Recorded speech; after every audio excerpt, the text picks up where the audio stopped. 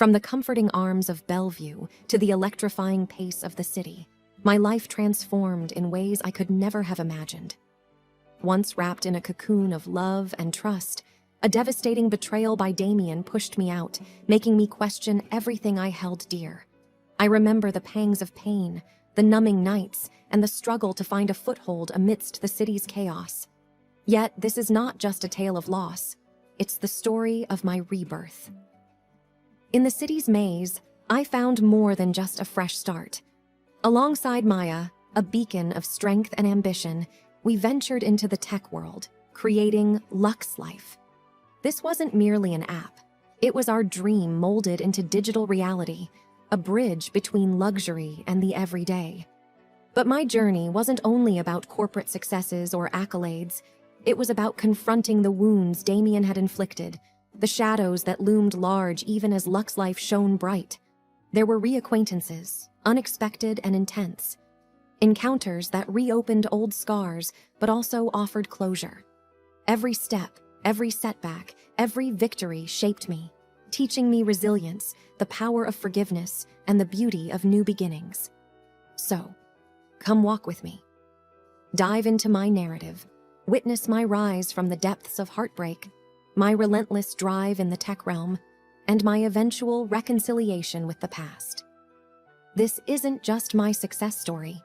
It's the testament of how, even when shattered, the human spirit can piece itself back together, stronger and more radiant than ever.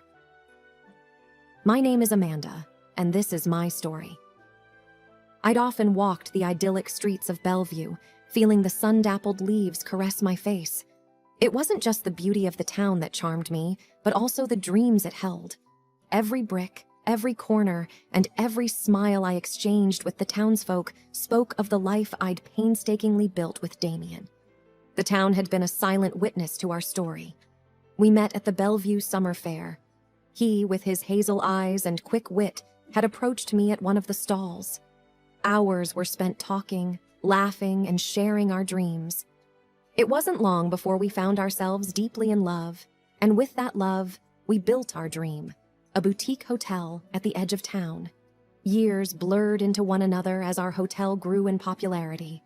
The scents of fresh roses, the hum of our busy staff, and the laughter of our guests were the soundtrack of my life. Each corner of the hotel whispered stories of our combined dreams.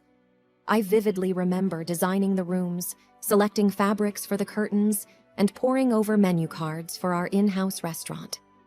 Late evenings often saw me in our garden, sipping on a cup of tea, surrounded by the sweet scent of blooming flowers. The soft glow of the fairy lights, intertwined with the branches, created a magical ambience. Everything felt right. Everything felt perfect.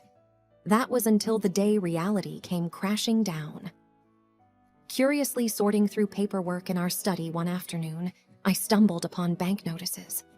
My heart raced as I scanned through the shocking numbers. The hotel was in deep financial trouble. How had this happened? I'd been so meticulous with our funds, always ensuring we lived within our means. Confronting Damien that evening, my world shattered. The man I'd loved, trusted, and built a life with confessed to his mistakes.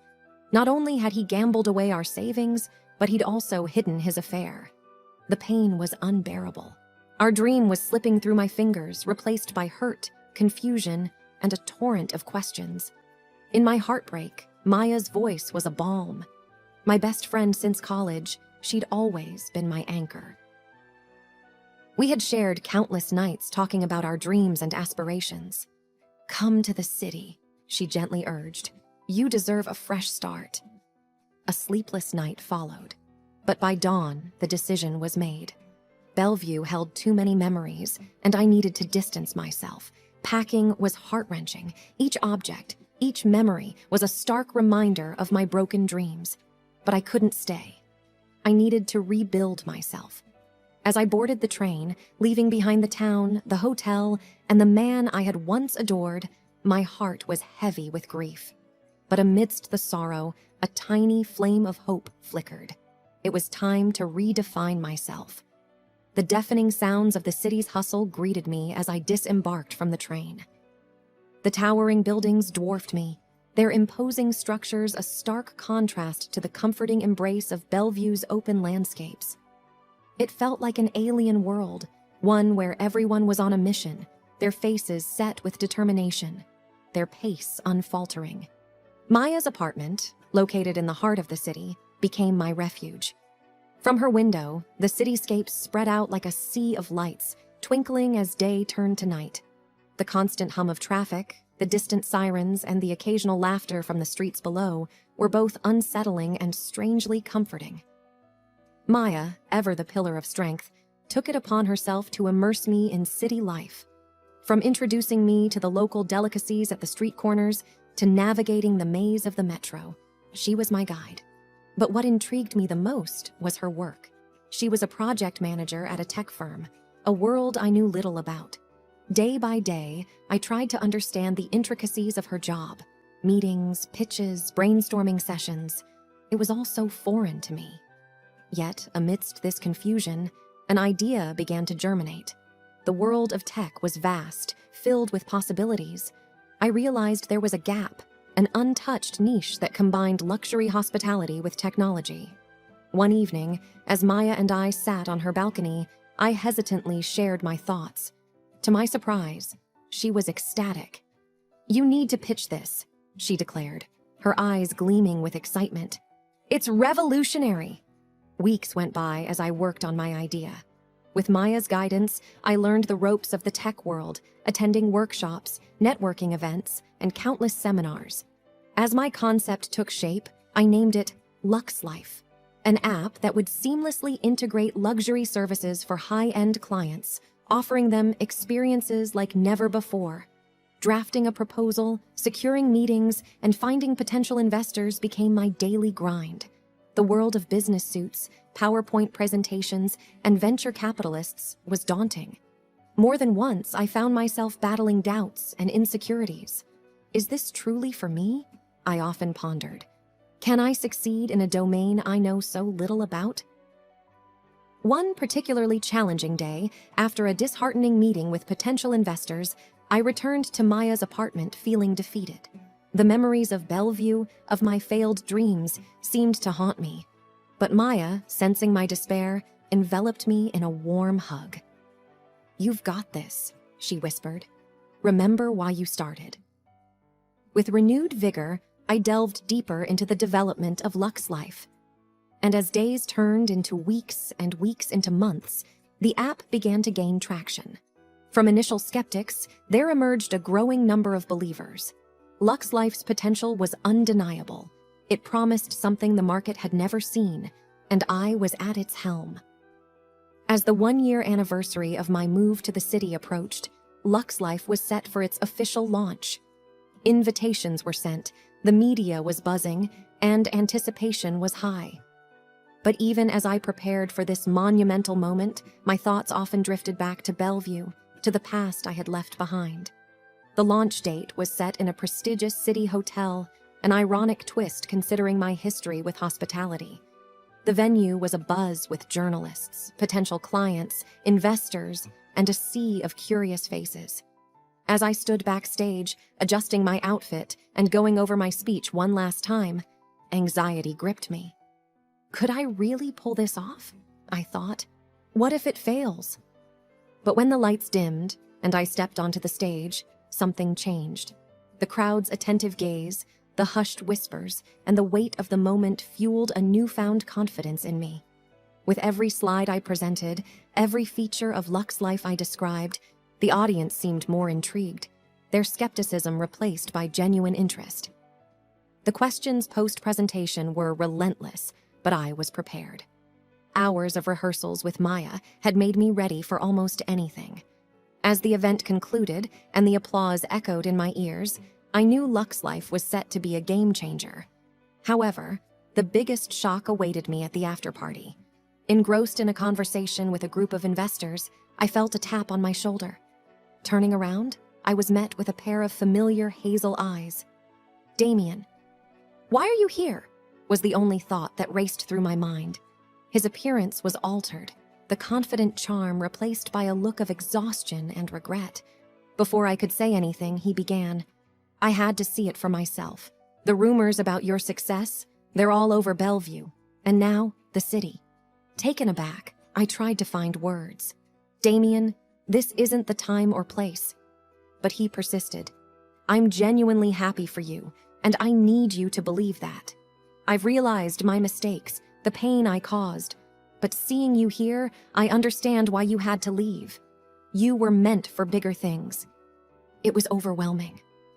A mix of emotions coursed through me. Anger, sorrow, disbelief. Thank you, I muttered, excusing myself from the conversation. The night was a blur after that. The weeks that followed were a whirlwind. Lux Life was an instant success. Its seamless integration of luxury with technology caught the attention of many, leading to numerous collaborations, partnerships, and business offers. Maya and I, once dreamers in a small town, were now names recognized in tech circles. Yet, Damien's unexpected appearance lingered in my mind. His words, his regretful demeanor, haunted my thoughts. It wasn't about reconciliation or forgiveness. It was the closure I never realized I needed.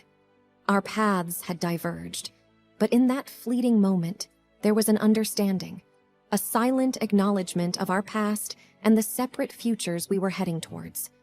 Months transformed into a mosaic of memories, each tile reflecting a milestone for Lux Life. The app was now global, with a user base that spread across continents.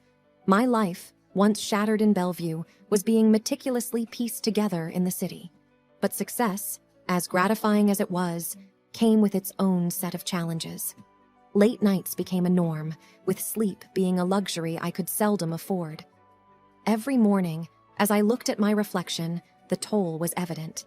The lines on my face deepened, the sparkle in my eyes dimmed, and a persistent fatigue gnawed at me. But driven by ambition and a desire to prove myself, I soldiered on. One such evening, as I pored over sheets of data in my high-rise office, the city lights painting a surreal picture outside, Maya walked in. Her face mirrored my exhaustion, but there was an urgency in her eyes. "We need to talk," she began. The discussion that ensued was a wake-up call. Maya was concerned, not just about the business, but about me. "You've built something incredible," she said, her voice a mix of pride and concern. "But at what cost?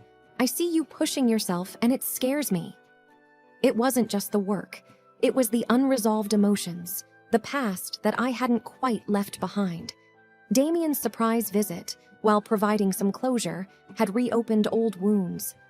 I realized I hadn't truly processed my feelings or allowed myself to heal. Seeking solitude, I took a sabbatical. The mountains, with their serene landscapes and crisp air, beckoned. Days turned into nights as I trekked, meditated, and journaled, addressing the chaos within. The breathtaking vistas provided a backdrop for introspection. One morning, perched atop a cliff, overlooking a sprawling valley, clarity dawned.